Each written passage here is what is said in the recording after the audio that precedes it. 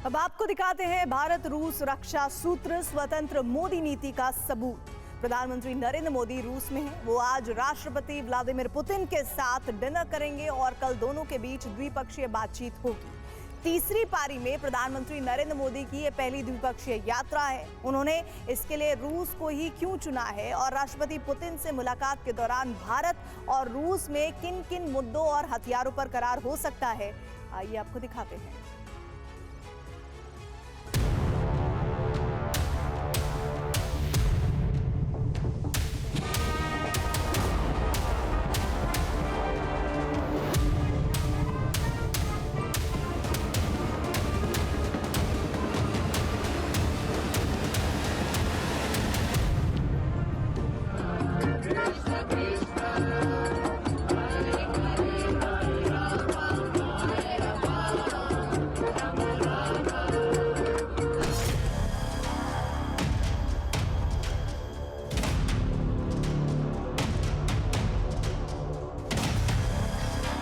General public भी बहुत ज़्यादा एक्साइटेड हैं और इसमें बहुत ही वर्ल्ड के अहम मुद्दों पे चर्चा होगी और एग्रीमेंट भी होगा।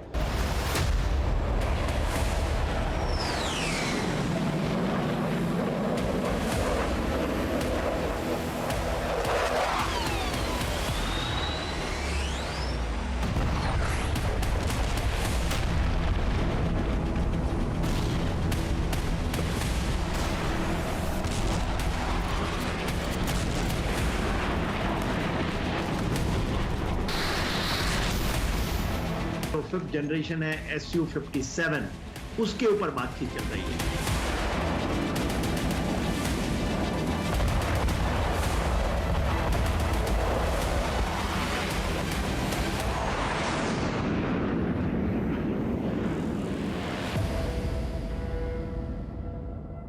ये कौन तय करेगा कि कहां जाना है? अगर उन्होंने तय किया रूस के पास जाना है, पहली विजिट वहां होनी चाहिए, बायलैटरल विजिट। ये एक संदेश है दुनिया को। 5 साल बाद रूस पहुंचे प्रधानमंत्री नरेंद्र मोदी की मेजबान देश के सबसे वरिष्ठ उप प्रधानमंत्री डेनिस मंटूरोव ने अगवानी की।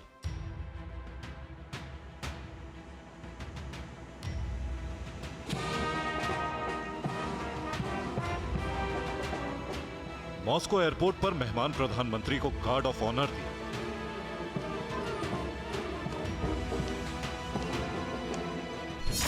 इसके बाद नरेंद्र मोदी मॉस्को के कार्ल्टन होटल पहुंचे, जहां भारतीय समुदाय और रूसी कलाकारों ने उनका भव्य स्वागत किया।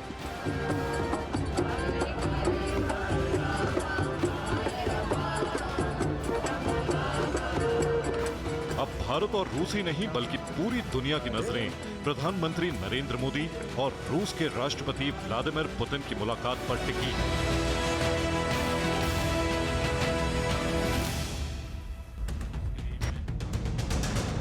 सितंबर 2022 में उज़्बेकिस्तान के समरकंद के शंघाई सहयोग सम्मेलन में दोनों नेताओं की आखिरी मुलाकात हुई थी। इससे पहले दिसंबर 2021 में भारत रूस सालाना सम्मेलन में हिस्सा लेने व्लादिमीर पुतिन नई दिल्ली आए थे।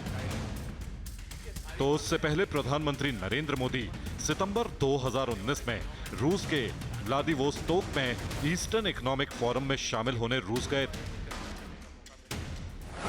भारत और रूस सदाबहार दोस्त हैं। यूक्रेन जंग के बीच दुनिया के ज्यादातर देश जब दो हिस्सों में बंट चुके हैं, तब भी कुछ चुनिंदा देशों में शुमार भारत बिना किसी दबाव में आए अपनी स्वतंत्र विदेश नीति पर कायम है।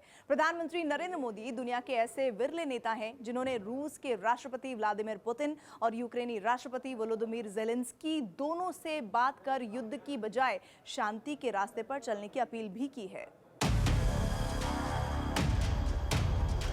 यहां तक कि मैक्सिको ने ईसाइयों के सबसे बड़े धर्मगुरु पोप और संयुक्त राष्ट्र के अलावा सिर्फ नरेंद्र मोदी को ही रूस और यूक्रेन में मध्यस्थता कराने के काबिल बताया था।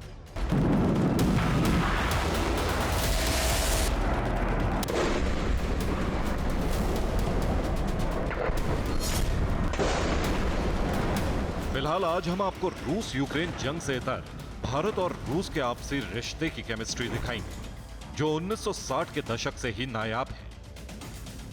दोनों देशों के कूटनीतिक और राजनयिक रिश्तों के साथ साथ पिछले 10 साल में नरेंद्र मोदी और व्लादिमीर पुतिन की दोस्ती ने भारत रूस संबंधों का नया अध्याय लिखा है।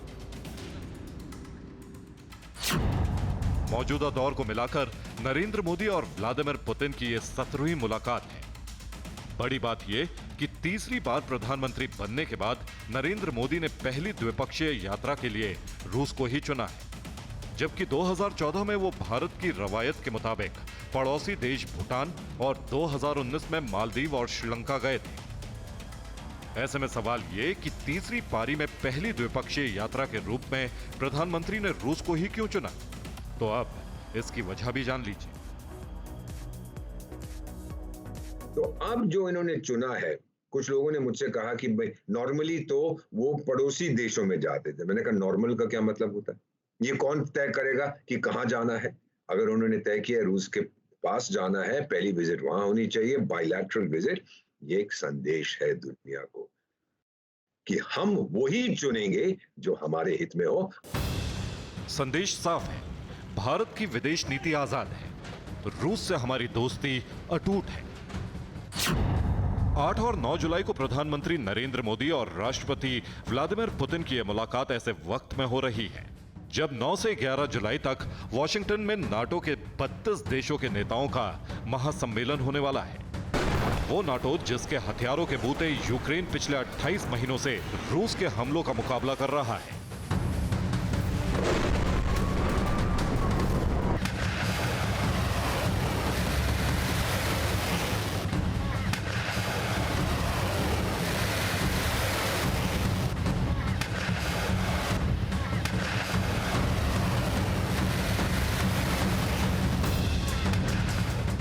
बात हथियारों की छिड़ी है तो इसमें कोई शक नहीं कि जब मोदी पुतिन मिलेंगे तो भारत रूस में हथियारों के नए करार पर भी बात जरूर होगी। रूस और पूर्ववर्ती सोवियत संघ 60 और 70 के दशक से ही भारत का सबसे बड़ा हथियार आपूर्तिकर्ता रहा है। शीत युद्ध के बाद भारत और रूस में हथियारों के करार का रिश्ता बेचने और खरीदने वाले से आगे बढ़कर साझा अनुसंधान विकास और साझा उत्पादन तक जा पहुंचा है। ऐसे में राष्ट्रपति पुतिन से प्रधानमंत्री नरेंद्र मोदी की मुलाकात के दौरान 5वीं पीढ़ी के लड़ाकू विमान के साझा विकास पर बात होने की चर्चा बहुत तेज है, जिसकी बुनियाद Su-57 हो सकता है, जो रूस का सबसे आधुनिक और ताकतवर लड़ाकू विमान है।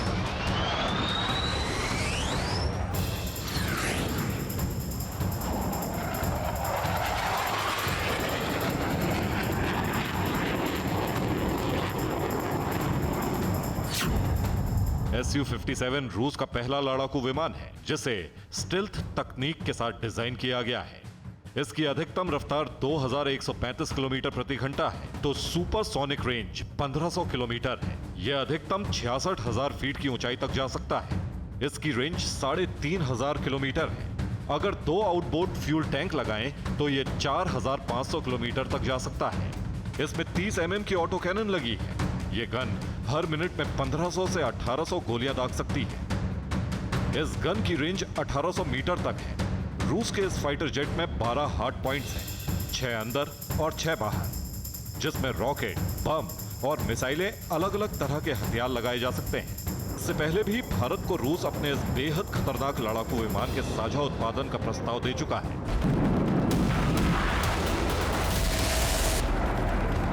रूस से भारत को अब तक कौन कौन से शक्तिशाली हथियार मिले हैं, इसका अंक गणित आपको दिखाएंगे।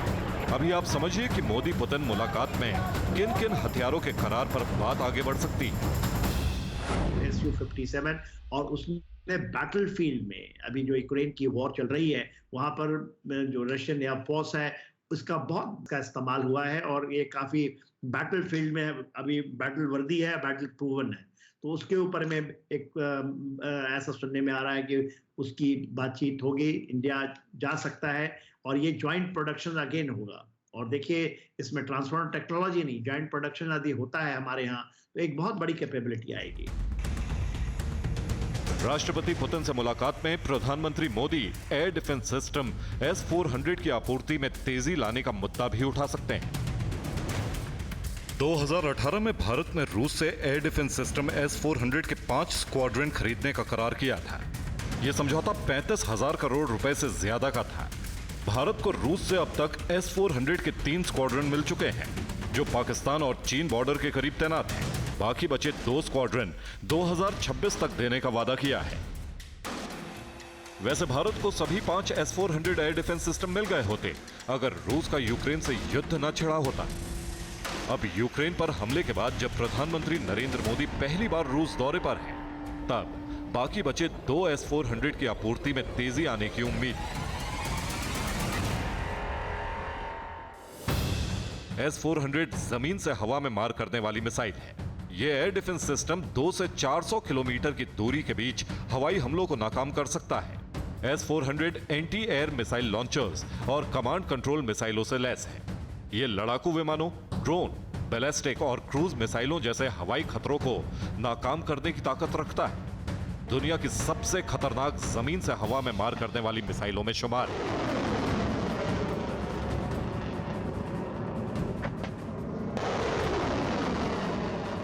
बड़ी बात यह कि प्रधानमंत्री नरेंद्र मोदी के रूस दौरे में भारत में ही S-400 की मरम्मत और रख रखाव पर भी करार होने की संभावना है।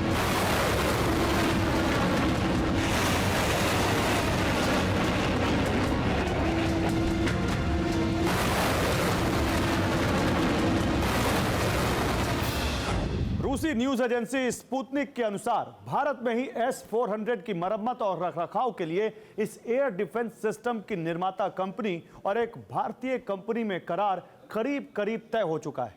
ऐसे में प्रधानमंत्री नरेंद्र मोदी की राष्ट्रपति व्लादिमीर पुतिन की मुलाकात के दौरान इस पर भी मुहर लग सकती है।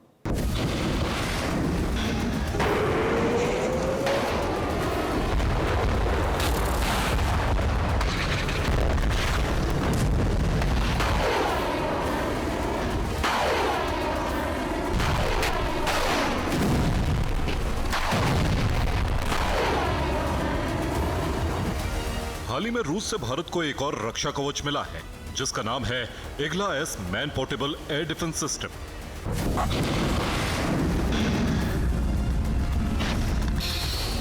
बीते अप्रैल महीने में भारतीय सेना को Igla S man portable defence system का पहला बैच हासिल हुआ। रूस से भारत ने 120 लॉन्चर और 400 मिसाइलों के साथ ईगला-S एयर डिफेंस सिस्टम का करार किया था। ईगला-S भारत की कम दूरी की हवाई सुरक्षा का अचूक हथियार है। खासकर उत्तरी सीमा पर पहाड़ी इलाकों में ईगला-S भारतीय सेना का मजबूत कवच है। ईगला-S का पहला बैच रूस से आया, तो अब बाकी का निर्माण भारत में ही होगा। ईगला-S एयर डिफेंस सिस्टम ईगला-1M की जगह लेंगे। सबसे बड़ी खासियत यह है कि इसे कंधे पर रखकर कम ऊंचाई के हवाई हमलों को नाकाम किया जा सकता है।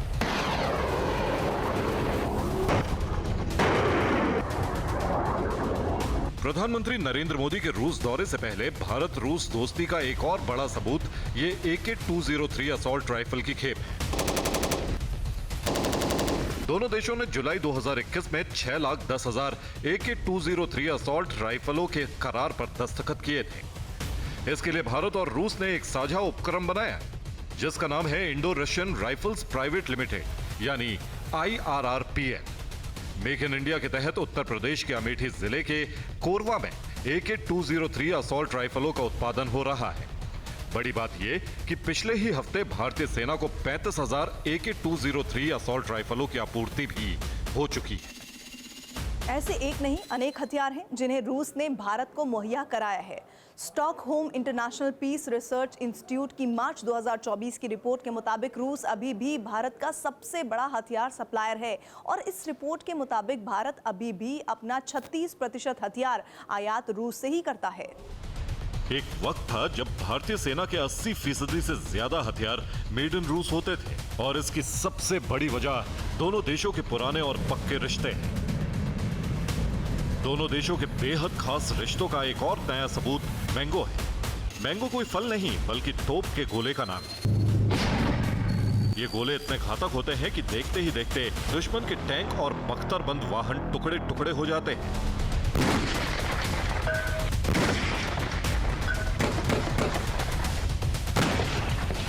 तकनीकी भाषा में इस गोले को 3VBM-17 कहते हैं, जो 125 mm का गोला है। मेक इन इंडिया और आत्मनिर्भर भारत अभियान के तहत भारत में ही रूस के साथ मिलकर 125 mm के गोले 3VBM-17 का निर्माण होना है, जिनका इस्तेमाल T-72 और T-90 MBT टैंकों में होगा। 122 mm इसको 3VBM-17 मैंगो राउंड्स कहते हैं। मैंगो राउंड्स हैं, ये APF-SDS होता है, armour piercing fin stabilised discarding sabot. ये एक बहुत बड़ी कैपेबिलिटी है जो टैंकों के बरखलाफ में जब हम फायर करते हैं एंटी टैंक गाइडेड मिसाइल, तो ये जो आर्मर जो ये कैपेबिलिटी है उसका एक joint production make in India आत्मनिर्भर भारत के तर्ज पे इसको मनाया जाएगा, जो मैंगो आर्मर भी कहते हैं।